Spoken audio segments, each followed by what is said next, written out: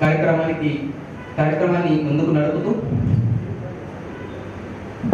మన ముఖ్య ప్రసంగం వైపు మనం అడుగుడు వెళ్తున్నాము. ద్వేషించిన వారిని ప్రేమించడం, తిట్టిన వారిని దీవించడం, ప్రాణ శత్రువును క్షమించడం, ప్రేమించడం మాత్రమే తెలియడం, మానవ జాతిని సాఫల్య శిఖరాలకు చేర్చడానికి కృషి చేయడం, విశ్వమానవ సౌభ్రాతృత్వం, విశ్వమానవ సమానత్వం ఇవి కేవలం ప్రవక్తల్లో మాత్రమే కనిపించే సుగుణ సంపదలు. అలాంటి ప్రవక్తల పరంపరలో చిట్ట చివరి దైవ ప్రవక్త హజరత్ ముహమ్మద్ మానవ మహోపకారి సల్లల్లాహు అలైహి వసల్లం వారు. ముహమ్మద్ ప్రవక్త సల్లల్లాహు అలైహి వసల్లం వారు క్రీస్తు శకం 571 ఇస్లామీయ నెల రబీఉల్ అవల్ 12వ తేదీన ఆయన జన్మించారు. ఆయన మక్కా నగరంలో జన్మించారు. ఆయన జన్మించినటువంటి ఈ మాసంలో మరియు ఆయన ఒక సుందర సమాజ నిర్మాణానికి చేసిన కృషి ఏమిటి, ఎటువంటి బోధనలు ఆయన సమాజానికి అందించారు, ఒక సమాజ నిర్మాణంలో ఆయన చేసినటువంటి కృషి పాత్ర ఏమిటి, మనం రండి ఈ కార్యక్రమం ద్వారా తెలుసుకోవడానికి ప్రయత్నిస్తాం. నేను ఆహ్వానిస్తున్నాను మన ముఖ్య వక్త శ్రీ ఎం సాదిక్ అహ్మద్ గారు, రాష్ట్ర కార్యదర్శి జమాత్ ఇస్లామీ హింద్ తెలంగాణ, సుందర సమాజ నిర్మాత ప్రవక్త ముహమ్మద్ సల్లల్లాహు అలైహి వసల్లం ఈ అంశం పైన మాట్లాడడానికి.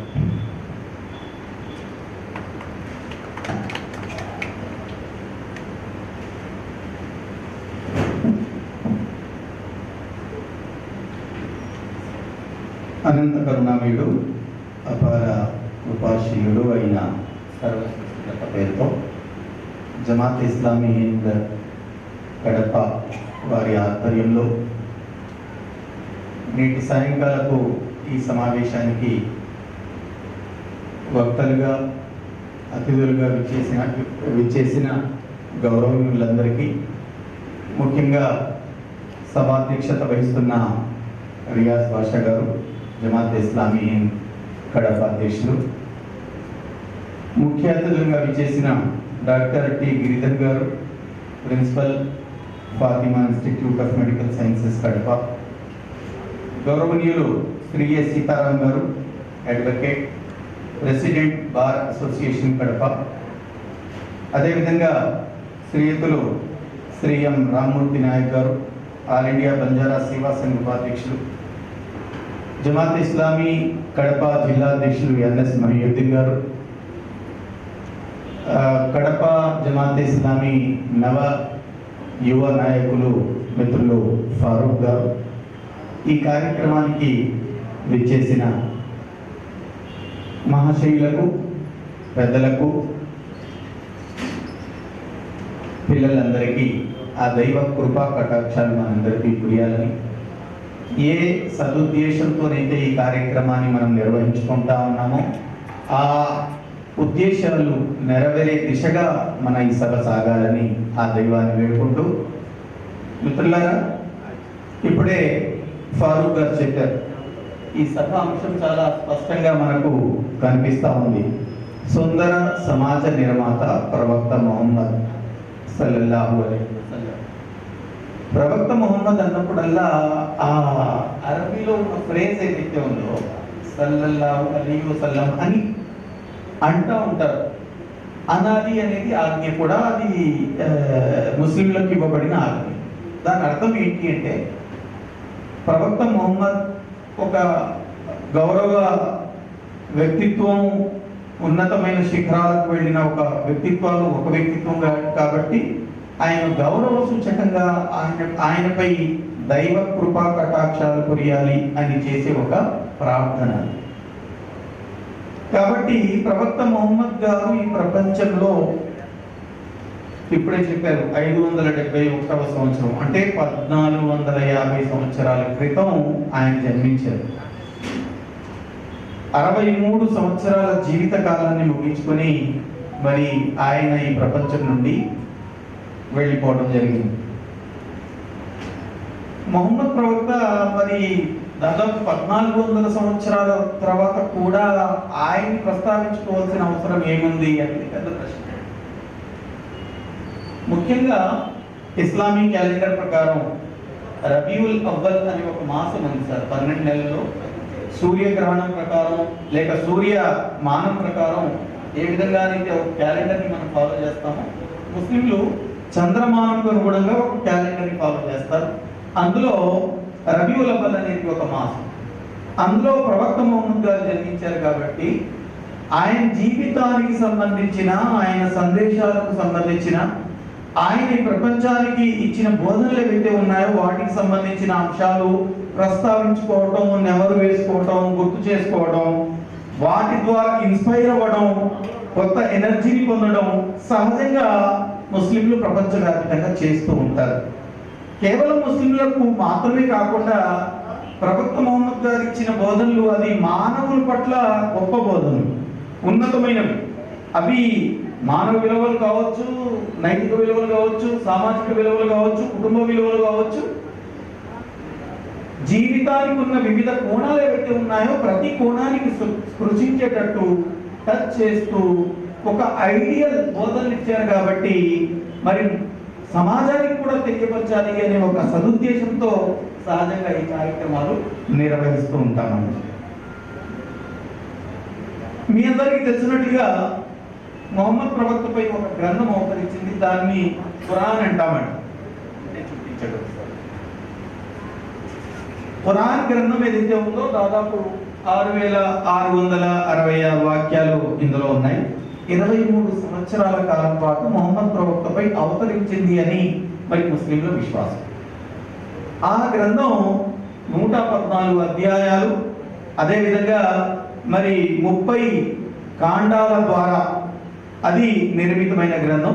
ప్రవక్త ముహమ్మద్ పై సమయ సందర్భానుసారంగా అవతరించిన గ్రంథం కాబట్టి ఎప్పుడైతే ముహమ్మద్ ప్రవక్త ప్రస్తావన వస్తుందో సహజంగానే ఖురాన్ ప్రస్తావన కూడా వస్తూ ఉంటుంది. ఎందుకు అంటే ముహమ్మద్ ప్రవక్త, ఖురాన్ రెండు విడదీయరాని సంబంధం కలిగిన అంశాలు కాబట్టి వారి ప్రస్తావన. ఆయన గారి గురించి దివ్యగ్రంథమైన ఖురాన్లో ఒక వాక్యం ఉందండి, వ ఇన్నక లఅలా ఖులుఖిన్ అజీమ్ అని.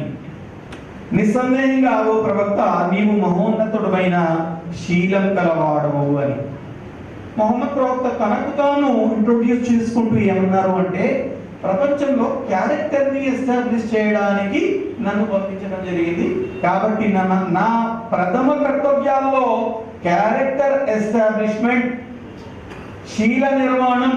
ఇక శీల నిర్మాణం అంటే అది సమాజానికి, కుటుంబానికి, వ్యక్తిగతంగా పిల్లల పోషణకు సంబంధించి ఇతర అన్ని అంశాలు అందులో ఉన్నాయి. కాబట్టి మరి ప్రవక్త ముహమ్మద్ సల్లల్లాహు అలైహి వసల్లం గారి గురించి ఖురాన్ ఆ విషయం ఉంటుంది. శీల నిర్మాణం కోసం పంపించబడిన ఒక ఉన్నతమైన వ్యక్తిత్వం ప్రవక్త ముహమ్మద్ సల్లల్లాహు అలైహి వసల్లం గారి వ్యక్తిత్వం అని. మరి మక్కా నగరంలో జన్మించిన ప్రవక్త ముహమ్మద్ గారు జన్మతః ఒక మరి తండ్రి లేని అనాథగా, తల్లి అయిన ఆమినా, వారి తండ్రి పేరు అబ్దుల్లా, తల్లి పేరు ఆమినా, ప్రపంచంలో అనాథగా వచ్చారు. బాల్యంలోని తండ్రిని తల్లిని పోగొట్టుకున్నారు. మొహమ్మద్ అనే పదం ఏదైతే ఉందో దాని అర్థం అత్యంత ప్రశంసనీయుడు అని. The man who has been praised most, కీర్తి గడించిన వ్యక్తి అని మొహమ్మద్ అనే పదానికి అర్థం అండి. ఆయన ఈ లోకాన్ని విడిచి 1486 సంవత్సరాలు గడిచిపోయినప్పటికీ ఆయన్ని ప్రపంచంలో ఉన్న ప్రతి దేశంలో ముస్లింలు ఉన్నారు. మీకు తెలియని విషయం కాదు. ప్రపంచ దేశాల్లో ప్రతి దేశంలో ఎక్సెప్ట్ వాటికన్ సిటీని ఒకవేళ మినహాయిస్తే అన్ని దేశాల్లో ముస్లింలు ఉన్నారు. కాబట్టి ఆయన పేరు మీ అందరికీ ప్రియమైన సోదరులారా, మహాశైలారా, ఈ ముస్లింలు 5 పూటలు మస్జిద్ నుండి ఒక పిలుపిస్తారండి, దాన్ని అజాన్ అంటారు. ఆ అజాన్ లో మొహమ్మద్ ప్రవక్త పేరు వస్తుందండి, అష్హదు అన్న ముహమ్మదుర్ రసూలుల్లాహ్ అని. అర్థం ఏంటి అంటే నేను సాక్ష్యం ఇస్తున్నా మొహమ్మద్ దైవం పంపిన ప్రవక్త అని. అంటే ఆ విషయం ప్రపంచంలో ఎన్నైతే దేశాలు ఉన్నాయో ప్రతి దేశంలో 5 పూటలు వినిపించే పదం ప్రవక్త ముహమ్మద్. అంటే అంతగా ప్రశంసించబడే వ్యక్తి ప్రవక్త ముహమ్మద్. ప్రపంచ జనాభా చూసినట్లయితే దాదాపుగా 760 కోట్ల జనాభా ఇవాళ ఉందండి. అందులో ముస్లింలు దాదాపు 180 కోట్ల మంది ఉన్నారు. 5 సార్లు ఏదైతే నమాజ్ ఇవ్వడం జరుగుతూ ఉందో, మరి అజాన్ ఏదైతే ఇవ్వబడుతూ ఉంటుందో దాన్ని ముస్లింలతో పాటు ముస్లిమేతర సోదరుల వరకు కూడా ఆ విషయం అనేది సహజంగానే అందుతూ ఉంటుంది. ప్రియమైన సోదరులారా, ఇక్కడ మొహమ్మద్ ప్రవక్త సల్లల్లాహు అలైహి వసల్లం గారు ఏవైతే విషయాలు ప్రస్తావించారో, ఒక గొప్ప ఫిలాసఫర్ ఒక గ్రంథాన్ని రాశారు ఆయన. ఆ గ్రంథం పేరు the ranking of the most influential personalities, the 100. పుస్తకం పేరు the 100 ranking of the most influential personalities. Michael heart రాశారండి, మైకేల్ హెచ్ హార్ట్ రాశారు. ఆ గ్రంథంలో ఈ ప్రపంచంలో వచ్చిన 100 మోస్ట్ ఇన్ఫ్లుయెన్షియల్ పర్సనాలిటీస్ ని ఎన్లిస్ట్ చేశారు. అందులో జీసస్ క్రైస్ట్ ఉన్నారు, గౌతమ బుద్ధులు ఉన్నారు, నెల్సన్ మండేలా ఉన్నారు. ఈ విధంగా చాలా మరి వ్యక్తిత్వాలు, ప్రవక్త మోసెస్ గారి నుండి మొదలు పెడితే మరి ఆయన ఈ పుస్తకం ఇటీవల రాసిన ఆ పుస్తకం వరకు ఎన్నైతే వ్యక్తిత్వాలు వచ్చాయో అందులో 100 మెంబర్స్ రాశారే. ర్యాంకింగ్ ఎవరికి ఇవ్వాలి అనేది సమస్య వచ్చినప్పుడు ఆయన ఒక పద్ధతిని ఎంచుకున్నారు. ర్యాంకింగ్ ఇవ్వడం కోసం ఒక పద్ధతిని, విధానాన్ని ఎంచుకున్నారు. అదేంటి అంటే, ఏ వ్యక్తి అయితే ఒక సిద్ధాంతాన్ని ప్రతిపాదించిన తర్వాత ఆ సిద్ధాంతానికి అనుగుణంగా సమాజాన్ని, వ్యక్తిని, ప్రపంచాన్ని మార్చారో, అంటే కేవలం సిద్ధాంతాల ప్రతిపాదనే ప్రాతిపదిక కాకుండా దానికి అనుగుణంగా సమాజాన్ని ఏ వ్యక్తికి మార్చాడో అతనికి ర్యాంకింగ్ నెంబర్ 1 ఇవ్వాలి అని ఆయన సూత్రం వేసుకున్నాడు. దానికి అనుగుణంగా నెంబర్ 1 ఆయన ప్రవక్త ముహమ్మద్ గారికి ఇచ్చారు. చాలా మంది అడిగారు, బాబు నువ్వు being Christian you could have give first position to Jesus Christ, instead you have opting prophet Muhammad being a first person of the list. అది అర్థం కాని అంశం కదా అంటే, స్పష్టంగా ఆయన చెప్పిన అంశం ఇదే. అదేంటి అంటే, సిద్ధాంతాన్ని ప్రతిపాదించిన తర్వాత తన ఆ ఐడియాలజీకి అనుగుణంగా ప్రపంచాన్ని మార్చివేయగలిగిన నాయకుడు అది అతి తక్కువ కాలంలో, కేవలం with in a period of 23 years he has changed the entire society, the society of Arab, the society of Makkah and Medina, and even the societies of Africa, Europe. ఆయన పరమపదించిన ఒక 30 సంవత్సరాల తర్వాత ఆ సమయంలో ఉన్న గొప్ప నాగరికతలు ఏవైతే ఉన్నాయో అది కూడా ప్రభావితమై చేసిన వ్యక్తి ప్రవక్త ముహమ్మద్ గారు అని మైకేల్ హెచ్ హార్ట్ గారు అంటారు. ఆయన గారి గురించి క్యారెన్ ఆర్మ్స్ట్రాంగ్ గారు ఒక పుస్తకం రాశారు, ముహమ్మద్ ప్రవక్త జీవితం. 2010లో ఆ పుస్తకం రాశారు. పేజీ నెంబర్ 5లో ఆయన ఏం రాస్తాడంటే, ముహమ్మద్ ప్రవక్త తన జీవితంలో చాలా భాగం విచక్షణ రహితమైన హింసను అరికట్టడానికే శ్రమించాడు. అసలు ఇస్లాం అనే పదమే ముస్లింలు తమ సర్వస్వాన్ని భగవంతుడికి అర్పించాలనే అర్థాన్ని కలిగి ఉంది. అది సలాం అనే పదానికి సంబంధించింది అని ఆయన రాస్తాడు. అంటే ప్రవక్త ముహమ్మద్ వచ్చింది శాంతి స్థాపనకు, శాంతి స్థాపన మరో పేరే సలాం లేక అస్సలాం అలైకుం అనే పదాన్ని ఆయన రాస్తూ ఇంకా తన గ్రంథంలో ముందుకు రాస్తూ అంటాడు, శాంతి స్థాపనకు ప్రాణాన్ని లెక్క చేయని వ్యక్తి ముహమ్మద్ ప్రవక్త అని. మొండిగా యుద్ధం చేసే కన్నా సంప్రదింపులు, రాజీ మార్గం అవలంబించడం మంచిదని భావించిన నాయకుడు ముహమ్మద్ ప్రవక్త సల్లల్లాహు అలైహి వసల్లం అనే విషయాన్ని కూడా తన గ్రంథంలో రాస్తారు. ముహమ్మద్ ప్రవక్త బోధనలో ఒక ముఖ్యమైన బోధన ఏంటంటే, నీ వల్ల ఒక వ్యక్తి హతమార్చబడితే, ఒక వ్యక్తి నీ వల్ల హతమార్చబడితే నువ్వు సర్వ ప్రపంచాన్ని హతమార్చినంత పాపానికి గురవుతావు. నీ వల్ల ఒక వ్యక్తి సేవ్ అయ్యాడనుకుంటే నీవు సర్వ ప్రపంచ మానవులందరినీ మరి సేవ్ చేసినంత పుణ్యం నీకు కలుగుతుంది అనే ఒక వాక్యం దివ్య గ్రంథమైన పురాణంలో కూడా మనం చూడవచ్చు. ప్రియమైన సోదరులారా, మరి చాలా మంది సరోజినీ నాయుడు గారు, గాంధీజీ గారు, ఈ విధంగా చాలా మంది మరి ఫిలాసఫర్స్ ఎవరైతే ఉన్నారో ప్రవక్త ముహమ్మద్ గురించి వాక్యాలు రాశారు. ఇటీవల గీట్రాయ్ అనే ఒక చిన్న వీక్లీ గ్రంథ మ్యాగజైన్ వస్తుందండి. ఆ మ్యాగజైన్ లో డి నటరాజ్ అనే వైజాగ్ కి సంబంధించిన వ్యక్తి ప్రవక్త ముహమ్మద్ గురించి ఈ విధంగా రాస్తాడు ఆదర్శమూర్తి అనే ఆర్టికల్లో. ప్రవక్త ముహమ్మద్ గురించి ముస్లింలతో పాటు ఇస్లాంను మరి అంగీకరించని లేక పాటించని మరి ముస్లిమేతర సోదరులు కూడా ఇవాటి వరకు రాస్తారు. ప్రపంచం అజ్ఞానాంధకారంలో నాగరిక జీవనానికి దాదాపు నాగరికతకు అజ్ఞాన చీడ పట్టిన కాలంలో పుట్టారు. రోము పర్షియా సామ్రాజ్యాలు నియంతృత్వ పాలన కింద నలిగిపోతున్న కాలంలో ప్రవక్త ముహమ్మద్ వచ్చారు. ఎటు చూసిన దౌర్జన్యం, అణచివేతలు, దుర్మార్గాలు, బీభత్సం తాండవించిన కాలం అది. మనుషులే దేవుళ్ళుగా చలామణి అయ్యే కాలం అది. నైతిక పతనం, సారాయి, మద్యం, వ్యభిచారం ఇలాంటి సామాజిక రుగ్మతలు ఏవైతే ఉన్నాయో ప్రబలి ఉన్న కాలం అది. అలాంటి కాలంలో ఫెమిలియర్ కల్చర్స్, నైనివా, ఆద్, సమూద్, ఈడెన్, సబా ఇలా ఎన్నో నాగరికతలు మరి కాలగర్భంలో కలిసిపోయినప్పటికీ మొహమ్మద్ ప్రవక్త చెప్పిన ఆ విషయాలు ఎందుకు ఇవాళ వరకు ఉన్నాయి అంటే దాన్ని ఫాలో చేస్తున్న వ్యక్తులే అని స్పష్టంగా చెప్పవచ్చు. ముఖ్యంగా మనిషికి రెండు రకాల అవసరాలు కావాలండి. ఒకటి మనోమస్తిష్కం, హృదయం మనోమస్తిష్కానికి సంబంధించిన మరి గైడెన్స్ అవ్వాలి. రెండవది ప్రాక్టికల్ గా మనిషి జీవితంలో జీవనం గడపాలి అంటే ఆచరణాత్మకంగా కొన్ని క్యారెక్టర్స్ అనండి, బిహేవియర్ అనండి, మైండ్ సెట్ అనండి, బాడీ లాంగ్వేజ్ అనండి, పర్సనాలిటీ అనండి, మరి దానికి సంబంధించిన అంశాలు కూడా ఉన్నట్లయితేనే మనిషి సవ్యమైన మార్గం మీద వస్తాడు. మొహమ్మద్ ప్రవక్త మనోమస్తిష్కాలు, హృదయాలకు సంబంధించిన 3 విషయాలు చెప్పారండి. దాని సంబంధం ఆలోచనలు లేక హృదయానికి సంబంధించింది. అదే ఇస్లాం బేసిక్ సిద్ధాంతాలు, ఫండమెంటల్ థియరీస్ ఆఫ్ ఇస్లాం అండి.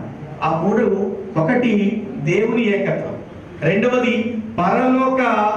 లోకంపై విశ్వాసం, మూడవది ప్రవక్త ముహమ్మద్ను సల్లల్లాహు ముహమ్మదు రసూలుల్లాహ్. లా ఇలాహ ఇల్లల్లాహ్ అంటే దైవం తప్ప అంటే ఈ సృష్టికి అల్లాహ్ దేవుడు, ఆయన తప్ప మరో దేవుడు లేడు. అదే విధంగా ముహమ్మద్ ప్రవక్త సల్లల్లాహు అలైహి వసల్లం ఆయన పంపించిన సందేశహారుడు అని అర్థం. దీన్ని దేవుని ఏకత్వం పేరిట ముస్లింలు ముఖ్యంగా ముహమ్మద్ ప్రవక్త బోధించిన అంశం ఏంటి అంటే ప్రపంచానికి దేవుడు మరి ఒక్కడే అనే అంశాన్ని వివరిస్తూ ముహమ్మద్ ప్రవక్త అంటారు, ఏక దైవాన్ని ఆరాధించే ప్రయత్నం చేయండి. ఆయన చూసేవాడు, వినేవాడు, గమనించేవాడు, శిక్షించేవాడు, ఫలితాన్ని ఇచ్చేవాడు. కాబట్టి ఆయన్ని ఆరాధించండి, ఆయన్నే స్తుతించండి, ఆయన్నే స్మరించండి, ఆయన ముందే వంగి మోకరిల్లండి, ఆయనతోనే మీ అవసరాల్ని పూర్తి చేసుకునే ప్రయత్నం చేయండి, ఆయనకే మీ ఆరాధనని అప్పగించండి అనే విషయాన్ని ముహమ్మద్ ప్రవక్త ఈ సిద్ధాంతం ద్వారా, అంటే దేవుని ఏకత్వం అనే సిద్ధాంతం ద్వారా ప్రతిపాదించడం జరిగింది. పరలోకం, మనిషి చచ్చిపోయిన తర్వాత మరో లోకం ఉంది అని కూడా ప్రతిపాదించాడు ఆయన గారు. ఏ మనిషి చనిపోయిన తర్వాత మళ్ళీ రావట్లేదు, కానీ ప్రపంచం ఏదో ఒక రోజు బ్రద్దలై, ఆకాశం బ్రద్దలైపోతుంది, భూమి తన అస్తిత్వాన్ని కోల్పోతుంది. ఎంతమంది అయితే ఈ ప్రపంచం మొదటి రోజు నుండి ఆ చివరి రోజు వరకు జన్మించి చనిపోతారో వారందరినీ దైవం ముందు హాజరుపరచడం జరుగుతుంది. ఎవరైతే చెడు కార్యాలు చేశాడో, దుర్మార్గానికి పాలయ్యాడో, వేరే వారి హక్కుల్ని కొల్లగొట్టాడో, వేరే వారిని ఇబ్బంది గురి చేశాడో అతని నరకంలో, ఎవరైతే మంచి కార్యాలు చేస్తూ ఈ ప్రపంచం నుండి వెళ్ళిపోయాడో అతనికి మరి స్వర్గాన్ని ప్రసాదించే ఒక కాన్సెప్ట్ ప్రవక్త ముహమ్మద్ ప్రతిపాదించారు. ఈ కాన్సెప్ట్ వల్ల మనిషి చెడు చేయడానికి జంకే విధంగా మనిషిలో మార్పు తీసుకొచ్చారు. ఇప్పుడు ఒక వ్యక్తి 10 మెంబర్స్ ని హత్యపరిస్తే లేక 100 మెంబర్స్ ని హత్యపరిస్తే మాక్సిమం గా సుప్రీం కోర్టు అతనికి విధించే శిక్ష ఎంతండి? అతని ప్రాణాన్ని తీసుకోగలదు. మరి రిమైనింగ్ వాట్ అబౌట్ 99% ఆర్ 9%? దానికి సరిపోయే శిక్ష ఏదైతే ఉందో అది పరలోకంలో ఉంటుంది, నరక రూపంలో ఉంటుంది అని ప్రపంచ మానవుణ్ణి ఆ చెడుల భయం అతని మనోమస్తిష్కాల్లో కూర్చోబెట్టాడు. గుండెలో ఆ విషయాన్ని మరి పాతిపెట్టే ప్రయత్నం చేయడం ద్వారా మనిషి చెడులకు దూరంగా ఉండే ఒక పరిస్థితి వస్తుంది అని, వచ్చింది అని, వస్తా ఉంటుంది అనే విషయాన్ని ఆయన బోధించడం జరిగింది. మరి నేటి అంశానికి వస్తే సుందర సమాజ నిర్మాణ. వాస్తవానికి అరబ్ నగరం చాలా అనాగరికంగా ఉండేదండి ఆ రోజుల్లో. ఎంత అనాగరికం అంటే, ఒక వ్యక్తి అంటే ఇతరుడి పొలంలో వెళ్ళి మేసిందనుకోండి, అది అతి సామాన్యమైన అంశం కదా, చిన్న అంశం. ఇవాళ మన ఆవుగేలు కూడా వెళ్ళి వేరే వాళ్ళ మరి పొలాల్లో మేస్తాయి. ఒకవేళ ఆచరణ చేయకపోతే ఆ చిన్న అంశం మీద ఒక 40-50 సంవత్సరాలు తరాల పాటు మరి వాళ్ళు యుద్ధాలు చేసేవారు. అంత అనాగరికంగా ఉన్న ఆ సమాజంలో ప్రవక్త ముహమ్మద్ మానవులందరూ ఒక్కటే అనే ఒక సిద్ధాంతాన్ని ప్రతిపాదించారు. మానవులందరూ ఒక్కటే, వాళ్ళందరూ సమానులే, వాళ్ళందరూ సోదరులే అనే ఒక సిద్ధాంతాన్ని ఇచ్చారు. ఖురాన్లో ఒక వాక్యం ఉంది, యా అయ్యుహన్నాస్ ఇన్నా ఖలక్నాకుం మిన్ జకరిన్ వ ఉన్సా వజఅల్నాకుం షుఊబన్ వ ఖబాయిల లితారఫు ఇన్నా అక్రమకుం ఇందల్లాహి యత్ఖాకుం. అంటే ఓ మానవులారా, మీరందరూ ఒకే జంట నుండి సృష్టించబడిన ఈ వ్యక్తులు, మిమ్మల్ని తెగలుగా, గ్రూపులుగా, గుంపులుగా ఎందుకు డివైడ్ చేశారు అంటే కేవలం మీరు ఒకరినొకరు ఐడెంటిఫై చేసుకోవాలని, కొట్లాడుకొని మరి ఒకరినొకరు హత్య చేసుకోవడం కాదు. అయితే మీ అందరిలో ఉన్నతుడు, ఉన్నతమైన వ్యక్తి ఎవరు అంటే మంచి శీలం కలిగిన వాడు, దైవానికి భయపడేవాడు. దైవానికి భయపడితే ఏమవుతుంది? భయం అంటే ఇప్పుడు మనం కుక్క మనకు వెంబడిస్తూ ఉంటే అది కూడా భయమే. ఆ టైప్ భయం కాదండి. దైవానికి భయపడటం అంటే చెడుల నుండి సహజంగా దూరంగా ఉండడం, వేరే హక్కు వేరే వారిని ఇబ్బంది పెట్టకుండా పొరుగు వారిని గౌరవిస్తూ, తన సంతానానికి మంచి శిక్షణ ఇస్తూ, అదేవిధంగా వేరే వారి హక్కుల్ని కాపాడుతూ, తమ విశ్వాసాన్ని ఆచరిస్తూ, వేరే వారి విశ్వాసాన్ని గౌరవిస్తూ, ఇది చాలా ముఖ్యం. I have complete right to follow my beliefs. I have complete right to follow my religion, but I don't have a single right to object others. ముఖ్యంగా దివ్యగ్రంథమైన ప్రవక్త ముహమ్మద్ ముస్లింలకు నేర్పించిన ముఖ్యమైన అంశం అది. లా ఇక్రాహ ఫిద్దీన్ ఖద్ తబయ్యన రుష్దు మినల్ గయ్ ఫమన్ యక్ఫుర్ బిత్తాగూత్ వ యుమిన్ బిల్లాహి ఫఖద్ ఇస్తమ్సక బిల్ ఉర్వతుల్ ఉస్కా. అంశం ఏంటి అంటే, ధర్మం విషయంలో ఏ విధమైన బలవంతం లేదు.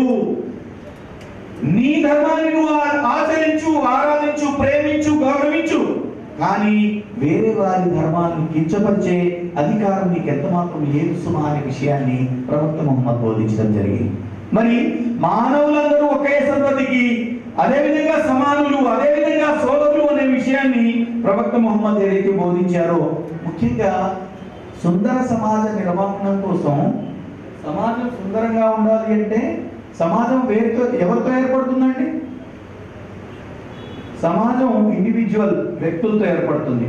దాని తర్వాత స్టేజ్ ఏంటి? కుటుంబం. ఇండివిజువల్స్ ఒక కుటుంబంగా మారుతారు. ఆ కుటుంబాలు కొన్ని మరి సమూహాలుగా మారుతాయి, కొన్ని కులాల నుండి, మతాల నుండి వాటిగా మారుతాయి. అనంతరం ఒక సమాజం ఉనికిలోకి వస్తుంది. ముందుగా ఒక వ్యక్తి మారాలి. జన్మతః ఎవరు ఉన్నతుడు కాదు, జన్మతః ఎవరు అర్హుడు కాదు, మానవులందరూ సమానులే అనే ఒక సిద్ధాంతాన్ని ఆ రోజుల్లో ప్రవక్త ముహమ్మద్ బోధించడమే కాక, కుటుంబ వ్యవస్థలో పురుషుడు స్త్రీ కలిసి ఏదైతే కుటుంబం ఏర్పాటు జరుగుతుందో ఆ కుటుంబ ఏర్పాట్లలోనే వాళ్ళు చాలా ఇబ్బందులు వస్తున్నాయి. ఇంకా నయం, మనం భారతదేశంలో చాలా ఉన్నతమైన స్థితిలో మన కుటుంబ వ్యవస్థ ఉంది. ఎక్కడైతే కుటుంబ వ్యవస్థ నాశనం అవుతుందో ఆ దేశం సమీప భవిష్యత్తులో నాశనం అవుతుంది అని చెప్పడంలో ఎంతమాత్రం సందేహం ఉండదు. ఇవాళ అమెరికాని చూసినట్లయితే, యూరోప్ ని చూసినట్లయితే స్పష్టంగా అక్కడి కుటుంబ వ్యవస్థ నాశనానికి చివరి అంచుల్లో వచ్చిందా అంటే అతిశయోక్తి కాదన్నట్టుగా కనిపిస్తుంది. ఎందుకు? లివ్ ఇన్ రిలేషన్షిప్, ఎప్పటి వరకు కలిసి ఉండగలిగితే అప్పటి వరకు కలిసి ఉన్నాం, అనంతరం విడిపోవడం అనే కాన్సెప్ట్ కి బదులుగా భారతదేశ సంస్కృతిలో ఒక మంచి అద్భుతమైన గొప్ప అంశం ఏంటి అంటే కుటుంబ వ్యవస్థ, వివాహ వ్యవస్థ. వివాహానికి సంబంధించి మొహమ్మద్ ప్రవక్త ఏమన్నారు అంటే, ఎప్పుడైతే మీరు వివాహ మ్యాచెస్ చూస్తారో అమ్మాయి వాళ్ళైతే అబ్బాయిలో దైవపరాయణత ఉందా లేదా అని తప్పనిసరిగా చూడండి. సహజంగా అందం, వంశం, ధనం, కుటుంబ గౌరవం దాన్ని బేస్ చేసుకొని మ్యాచెస్ చూస్తామండి. మొహమ్మద్ ప్రవక్త అన్నారు, ధార్మికతను, క్యారెక్టర్ను, బిహేవియర్ను, గుడ్ హ్యాబిట్స్ను బేస్ చేసుకొని మీరు మరి కుటుంబ వ్యవస్థను నిర్మించే ప్రయత్నం చేయండి. ఇవాళ డివోర్స్ రేట్ మన దగ్గర కూడా ఎందుకు పెరుగుతా ఉంది అంటే, వాస్తవానికి మ్యాచెస్ సెలక్షన్ లో మనం తప్పుటడుగులు వేస్తున్నాం. ధనానికి ప్రాధాన్యతనిస్తున్నాం, అందానికి ప్రాధాన్యతనిస్తున్నాం, అంతస్తు, హోదా వాటికి ప్రాధాన్యతనిస్తున్నాం. మొహమ్మద్ ప్రవక్త అన్నారు, వాటన్నిటికంటే ముందు వాటన్నిటికి ఇస్తే ఇవ్వు పర్వాలేదు, కానీ అన్నిటికంటే ముఖ్యంగా అత్యంత ప్రాధాన్యతనివ్వవలసిన అంశం దైవ విధేయత. అంటే good behaviour, good characterised person, good habits కలిగిన ఒక కుటుంబం, దానికి ప్రయారిటీ ఇవ్వండి. అందులోనే ప్రేమ ఉంది, ఆప్యాయత ఉంది, అనురాగం ఉంది, శాంతి ఉంది, సుఖం ఉంది. అదే విధంగా ఒకరి పట్ల ఒకరికి గౌరవం ఇచ్చిపుచ్చుకునే సంస్కృతి అక్కడే ఉద్భవిస్తుంది అనే విషయాన్ని మొహమ్మద్ ప్రవక్త ఆ రోజుల్లోనే, అంటే 1400 సంవత్సరాల క్రితమే బోధించి ఒక మంచి కుటుంబానికి ప్రాతిపదిక వేయడం జరిగింది.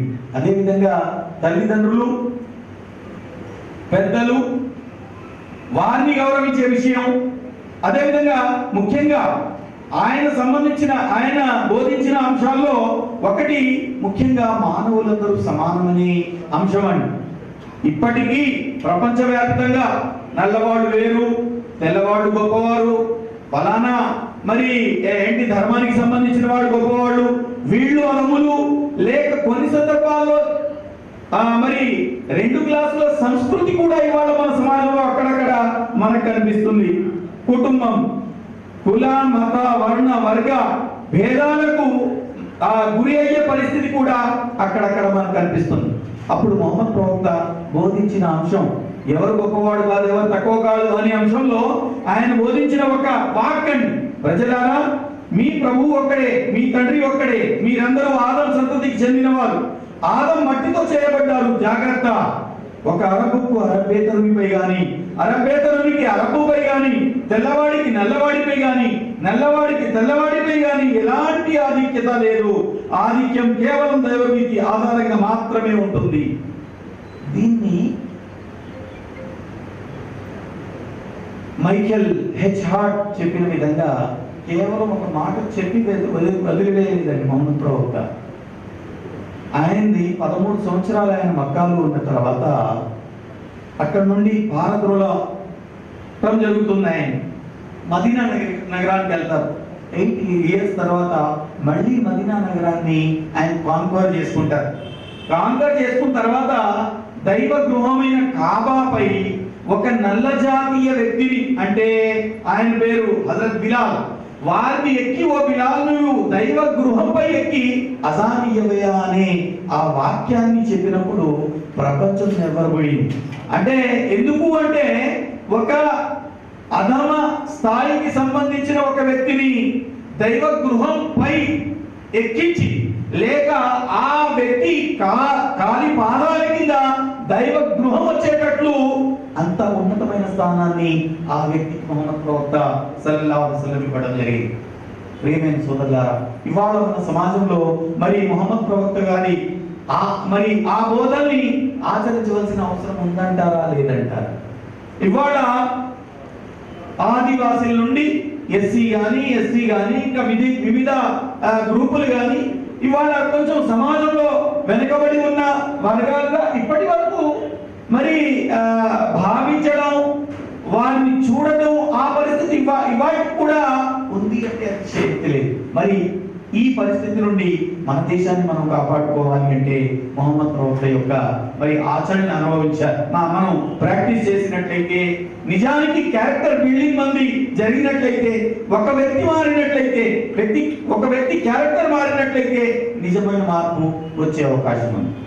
ఒక గొప్ప ఫిలాసఫర్ చెప్పాడు కదా, when wealth is lost, nothing is lost. When health is lost, something is lost. When character is lost, everything is lost. ప్రియమైన సోదరులారా, క్యారెక్టర్లో ఏముంటాయండి? ట్రూత్ఫుల్నెస్ ఉండాలి.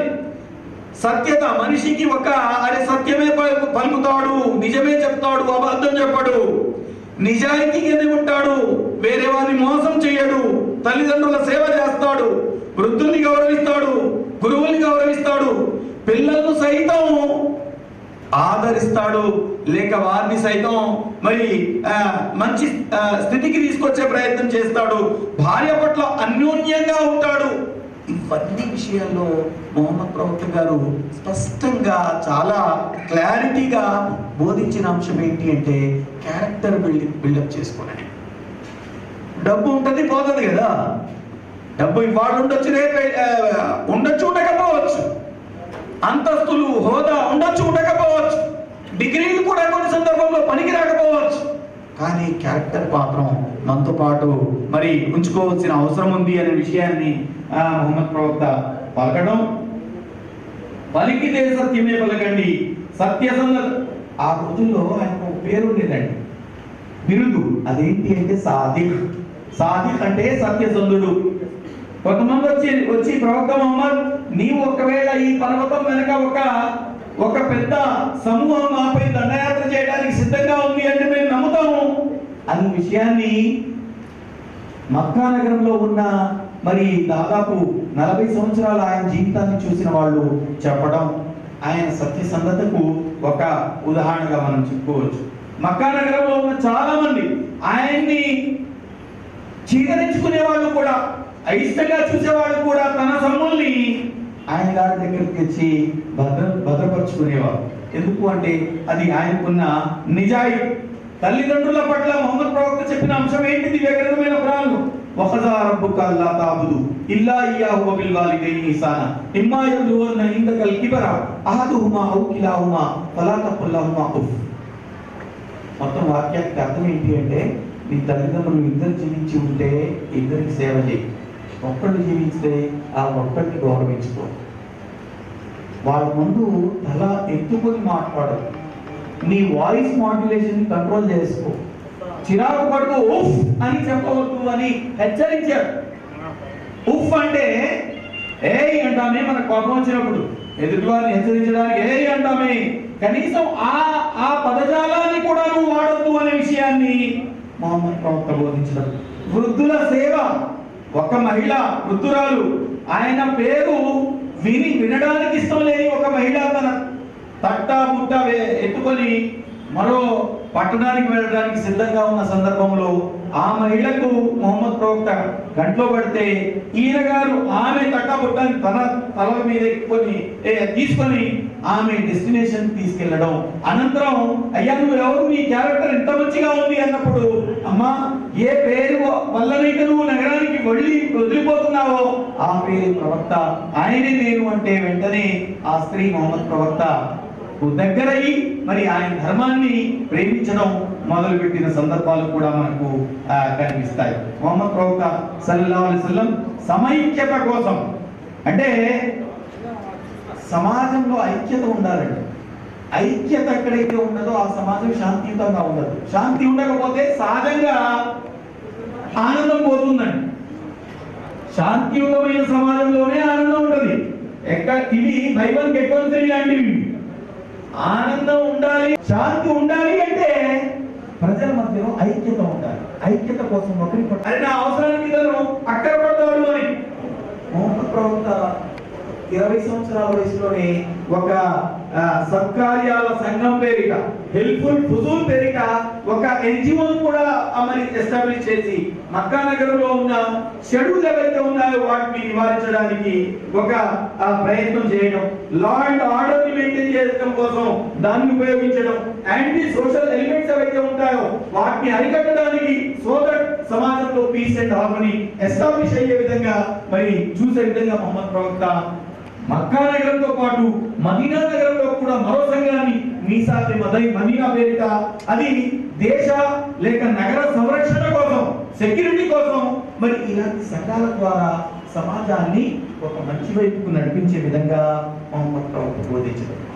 ఇవాటి వరకు కూడా ఆయన గురించి మరి శత్రువులుగా ఉన్నారో వాళ్ళ తోలు తీసుకుంటాడు ఆయన అని ఆలోచిస్తాం.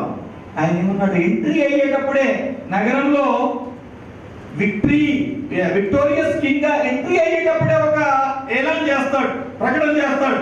అదేంటి అంటే, ఎవరైతే నా పట్ల దురుసుగా వ్యవహరించారో వారికి మన్నిపు ప్రకటిస్తున్నా, ఎవరైతే నా వాళ్ళని కొట్టారో, తిట్టారో, చంపారో వాళ్ళకి క్షమ లేక వారి పట్ల మరి ఏ విధమైన ప్రతీకారం తీర్చుకోను అని ప్రకటన చేయడం. తన బాబాయి మొహమ్మద్ ప్రవక్త బాబాయి హజరత్ హంజా గారి, అంటే ఆ రోజుల్లో ఉన్న సంస్కృతి ఎలాంటిదండి, వింటే కూడా బాగుంటుంది. మనం కల్చరల్ గా చాలా డెవలప్ అయిన పొజిషన్లో ఇవాళ మనం మరి అనుకుంటాం, ఉన్నాం కూడా, అందులో డౌట్ లేదు. కానీ ఆ సందర్భంలో మొహమ్మద్ ప్రవక్త గారి బాబాయి హంజా గారి హృదయాన్ని ఒక మహిళ తీసి ఆయన్ని హతం చేసిన తర్వాత ఆ హృదయపు ఒక చిన్న ముక్కని మరి నమలటం జరుగుతుంది. ఆ మహిళకు కూడా ప్రవక్త మొహమ్మద్ మన్నింపు ప్రకటించడం జరుగుతుంది. ఒక వ్యక్తి తన ఇంట్లోకి వచ్చి రాత్రి బస చేసుకుంటాను అని ఉండి రాత్రి వెళ్ళేటప్పుడు మరి 1, 2 ఆ నిద్రపోయిన చోటనే చేసి వెళ్ళిపోతాడు. కాకపోతే పోతూ పోతూ ఖడ్గం మర్చిపోతాడు. మొహమ్మద్ ప్రవక్త మంది చూసిన తర్వాత అయ్యో ఇతనికి ఎంత ఇబ్బంది, రాత్రి ఇబ్బంది ఉండి గడిపాడు అని అనుకొని మళ్ళీ అతను ఖడ్గం కోసం వచ్చినప్పుడు ఏమైనా నీకు ఇబ్బంది ఉంటే నాకు చెప్పొచ్చు కదా, నీకు ఏదైనా మందునే ఏర్పాటు చేసేవాడు అంటే క్యారెక్టర్ పరంగా ఆ విధమైన మరి పరిస్థితి లేక బిహేవియరల్ విషయాన్ని మొహమ్మద్ ప్రవక్త బోధించడం. ప్రియమైన సోదరులారా, నా తర్వాత కూడా చాలా మంది భక్తులు ఉన్నారు, వారు కూడా మాట్లాడాలి. కాబట్టి మొహమ్మద్ ప్రవక్త బోధించిన కొన్ని స్లోగన్స్ ఉన్నాయి, వింటానికి చాలా బాగుంటాయి, అద్భుతంగా ఉంటాయి. ఎంతగా అంటే మనం హృదయం కరిగిపోయి, అది సమాజానికి ఉన్నాయి. ఒక ముస్లిమేతరుడు అనే విషయం కాదు, ఇక్కడ సమాజానికి ఆయన ఇచ్చిన సందేశంలో ఒక అంశం, తల్లి పాదాల కింద స్వర్గం ఉంది. తల్లి పాదాల కింద స్వర్గం ఉంది అంటే తల్లిని నువ్వు తల్లి నువ్వు ఒకవేళ సేవ చేస్తే ఆ దేవుడు సహజంగా నీకు దొరికిస్తాడు. ఆ స్వర్గం నీ దగ్గరికి సహజంగా వచ్చేస్తుంది. నీవు స్వర్గం కోసం పాకులాడని అవసరం లేదు. స్వర్గం ఎక్కడో లేదు, నీ తల్లి పాదాల కిందే ఉంది అనే విషయాన్ని. కూలివాని చెమట ఆరకముందే అతని కూలి చెల్లించండి. కూలివాని చెమట ఆరకముందే అతని కూలి చెల్లించండి. ఎవరి వల్లనైతే ఇతరుల ధన మాన ప్రాణాలకు ఎలాంటి ప్రమాదం ఉండదో అతని నిజమైన విశ్వాసి. పొరుగువాడు ఆకలితో ఉంటే తాను కడుపు నిండా భుజించే వ్యక్తి విశ్వాసి కాడు. పొరుగువాడు ఆకలితో ఉంటే తాను కడుపు నిండా భుజించే వ్యక్తి విశ్వాసి కాడు. అతను నమాజ్ చేసినా, ఆరాధన చేసినా, హజ్కి వెళ్ళినా వెళ్ళకపోయినా నీవు నీ కోసం ఏది కోరుకుంటావో అదే ఇతరుల కోసం కూడా కోరుకో. పరస్త్రీపై నీ చూపు ఆనకముందే నీ దృష్టిని మరల్చుకో. పారే నది ఒడ్డున కూర్చున్నా సరే నీటిని వృధా చేయకు. కన్స్యూమరిజం వాళ్ళ అత్యంత సమస్య దీనివల్లనే కదా. న్యాయం పలకండి, వ్యవహారం మీ బంధువులైనా సరే. న్యాయం పలకండి, వ్యవహారం మీ బంధువులైనా సరే. మీలో ఎవరైతే తన భార్య పట్ల ఉత్తమంగా వ్యవహరిస్తాడో అతని అత్యుత్తమమైన వ్యక్తి అనే విషయాన్ని మొహమ్మద్ ప్రవక్త ముఖ్యంగా హక్కుల కోసం పరితపించిన, హక్కుల కోసం పోరాటం చేసిన వ్యక్తిత్వం. ఆయన రాజ్యంలో ఒక వ్యక్తికి ఇచ్చిన, ముఖ్యంగా ప్రతిపాదించిన హక్కుల్లో ఒకటి సమానత్వపు హక్కు, రెండవది వ్యక్తిగత స్వేచ్ఛ హక్కు, ఆస్తి హక్కు, జీవించే హక్కు, మహిళల మాన మర్యాదల హక్కు, ఆర్థిక సంరక్షణ హక్కు, వ్యక్తిగత జీవిత సంరక్షణ హక్కు, భావ ప్రకటన స్వేచ్ఛ హక్కు, మత స్వాతంత్రపు హక్కు, సంఘాలు ఏర్పరచుకునే హక్కు, వికలాంగులు బలహీనులు సంరక్షణ పొందే హక్కు, పాప కార్యాలకు ఒక వ్యక్తి కోరుకుంటే దూరంగా ఉండే విధంగా తనకు తాను నిర్ణయం తీసుకునే హక్కు. హక్కుల పరిరక్షకుడు మొహమ్మద్ ప్రవక్త సల్లల్లాహు అలైహి వసల్లం. ఆయన శుభ్రతకు సంబంధించి శుభ్రత గురించి ఎందుకు మాట్లాడదలుచుకుంటున్నాను అంటే, మన భారతదేశంలో గత 6-7 సంవత్సరాలుగా స్వచ్ఛ భారత్ మిషన్ నిర్వహించుకుంటా ఉన్నాం. అద్భుతమైన స్కీమ్, అది నడవాలి, అందరూ దాన్ని మనం సహకరించాలి. సమాజంలో నుండి ఏదైతే అపరిశుభ్రతపు వాతావరణం ఉందో దాన్ని దూరం చేసే ప్రయత్నం మనం చేయాలి. కాబట్టి ప్రధానమంత్రి గారు ఏదైతే స్కీమ్ తీసుకొచ్చారో, అది స్వచ్ఛ భారత్ స్కీమ్ ను దాదాపు 620 బిలియన్ రూపాయలతో ఏర్పడిన ఈ స్వచ్ఛత గురించి మొహమ్మద్ ప్రవక్త ఏమన్నారండి? నువ్వు నమాజ్ చేయడానికి వెళ్ళేటప్పుడు తప్పనిసరిగా నీ దేహ శుద్ధి ఉండాలి, దుస్తుల శుద్ధి ఉండాలి, పరిసరాల శుద్ధి ఉండాలి అని బోధించడం జరిగింది. మొహమ్మద్ ప్రవక్త ముఖ్యంగా శుభ్రతకు సంబంధించి, నువ్వు ఎప్పుడైతే యూరిన్కి వెళ్తావో అప్పుడు ఒకటి నిలబడి యూరిన్ పాస్ చేయకు. ఎందుకు అంటే, ఏ యూరిన్ అయితే నువ్వు పాస్ చేస్తావో అది అపరిశుభ్రమైన మరి ఒక పదార్థం కదా, అదే తుంపర్లాగా మళ్ళీ నీపై ఒకవేళ వచ్చినట్లయితే నీవు అపరిశుభ్రుడుగా మారుతావు. కాబట్టి కూర్చొని యూరిన్ పాస్ చేయని బోధించడం జరిగింది. సైంటిఫిక్ గా చూసినట్లయితే ఏ వ్యక్తి అయితే కూర్చొని యూరిన్ పాస్ చేస్తాడో అతని మరి అబ్డామిన్ గాని బ్లాడర్ గాని అది చాలా మరి శుభ్రంగా బాగా క్లీన్ అవుతుంది అనే సైన్స్ అండ్ రీసెర్చ్ సంబంధించిన అంశాలు కూడా ఇవాళ మనం చూస్తాం. ప్రియమైన సోదరులారా, 5 పూటల మనిషి తన దంతాన్ని తోముకోవాలని ప్రవక్త ముహమ్మద్ వజూ ద్వారా బోధించడం జరిగింది. ఈ విధంగా శుభ్రత అనేది మొహమ్మద్ ప్రవక్త ఈ సమాజానికి సంబంధించిన అంశాల్లో ప్రస్తావిస్తూ, నేను చివరిగా మరి ఇవాళ ప్రపంచానికి ఉన్న పెద్ద ముప్పుల్లో ఒక ముప్పు ఏంటండి? G7 మీటింగ్ అయినా, G20 మీటింగ్ అయినా, అందులో తప్పనిసరిగా దేశాలు ప్రస్తావించుకుంటున్న అంశం అది ఎన్విరాన్మెంటల్ క్రైసిస్ అని, పర్యావరణ ముప్పు. ఈరోజు ఒక దేశమని కాదు, ఒక రాష్ట్రమని కాదు, సమీప భవిష్యత్తులో ఒక 50 సంవత్సరాల తర్వాత బహుశా విశాఖపట్నం నగరమే కనిపించదట. న్యూయార్క్ నగరం ఆనవా లేకుండా పోతుందట. ఎంత ముప్పులో ప్రపంచం ఇవాళ వచ్చేసింది. పర్యావరణ పరిరక్షణ కోసం మొహమ్మద్ ప్రవక్త బోధించిన అంశాల్లో ముఖ్యంగా ఒకటి ఏంటి అంటే, ఆయన బోధిస్తూ చాలా అంశాలు చెప్పాడు. అన్ని అంశాలను ప్రస్తావించడానికి టైం లేదు కాబట్టి చివరిగా ఒక్క నీటి బొట్టు వృధా చేసిన దానికి సరిపోయే పాపం మనం పిలుస్తామని చెప్పడం జరిగింది. నీరు ఆఫ్టర్ ఆల్ వాటర్ మనం ఎంతగా యూజ్ చేస్తాం, అవసరం ఉన్నంత దాన్ని వాడుకో. ఇవాళ కంపెనీస్, మల్టీనేషనల్ కంపెనీస్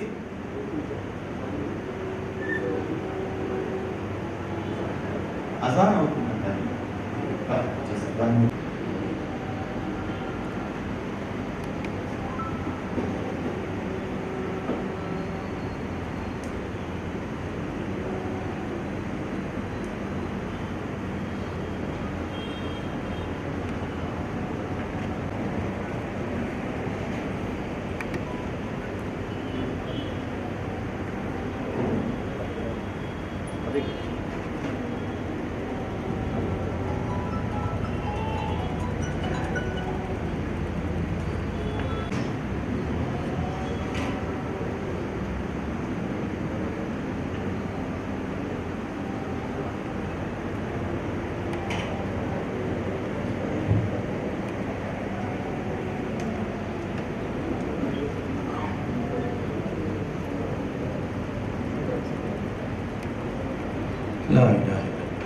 ఇది అజాన్ అండి. సహజంగా ప్రతిరోజు మీరు వింటూ ఉంటారు, చెల్లించుకుంటావు.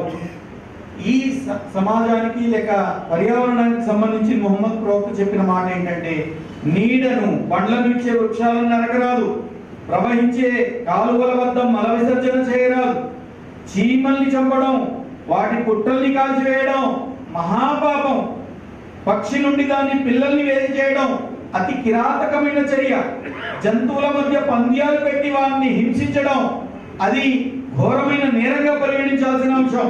వృధా ఖర్చు, కన్స్యూమరిజం, వినియోగతత్వం ఏదైతే ఉందో దుబారా, దాన్ని కూడా మరి కంట్రోల్ చేసుకోవాల్సిన అవసరం ఉంది. ఇప్పుడు ఏం చేస్తున్నాం మనం, మహిళలు కానీ పురుషులు కానీ ఎంఎన్సీస్ ఏం చేస్తున్నాయి, మనిషిని వృధా ఖర్చుకి అలవాటు చేస్తున్నాయి.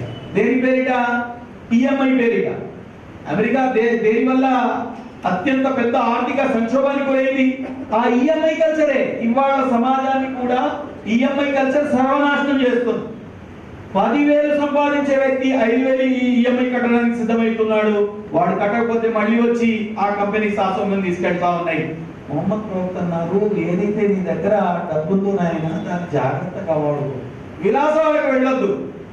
నువ్వు లేని ఆ ఫాల్స్ ప్రెస్టేజ్ ని చూపించుకోవాల్సిన అవసరం లేదు.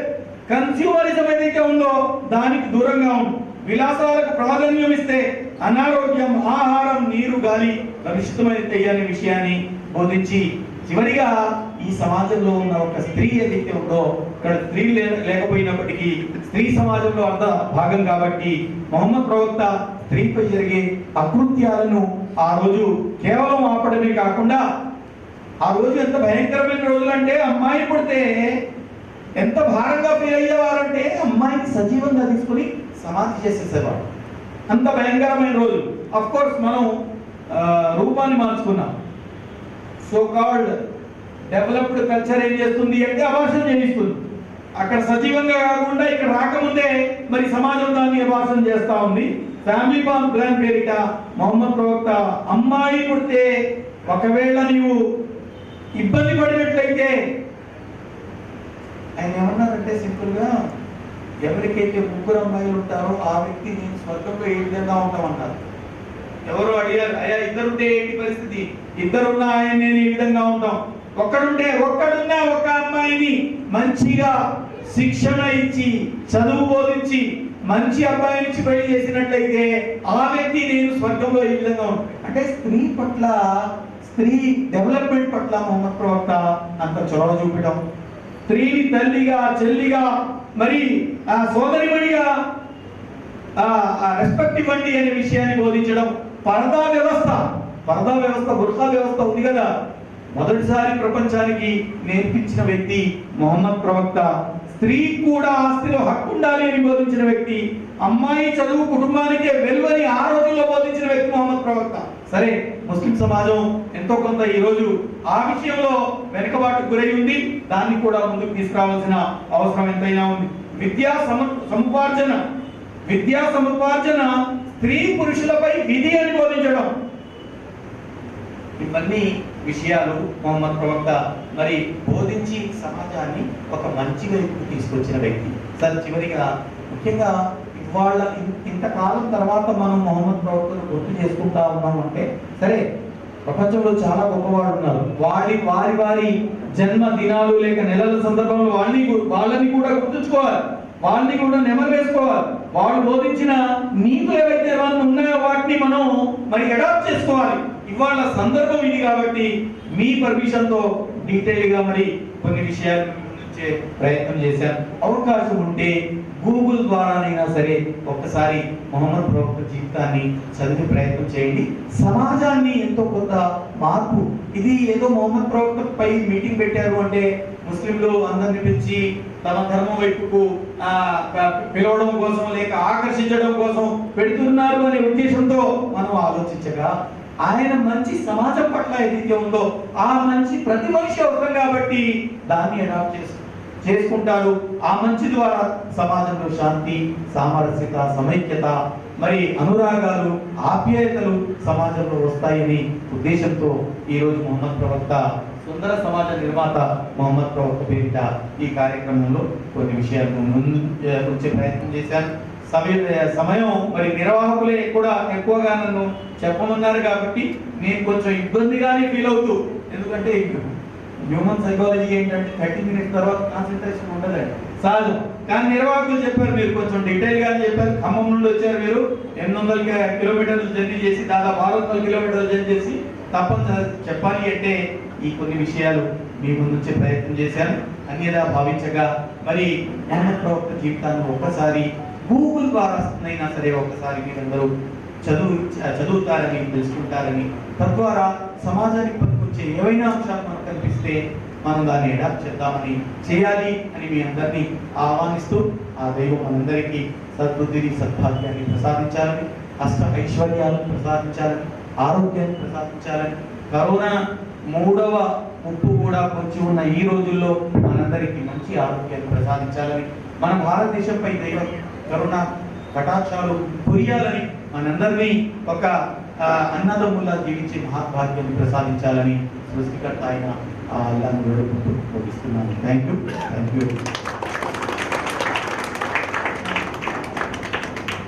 Thank you.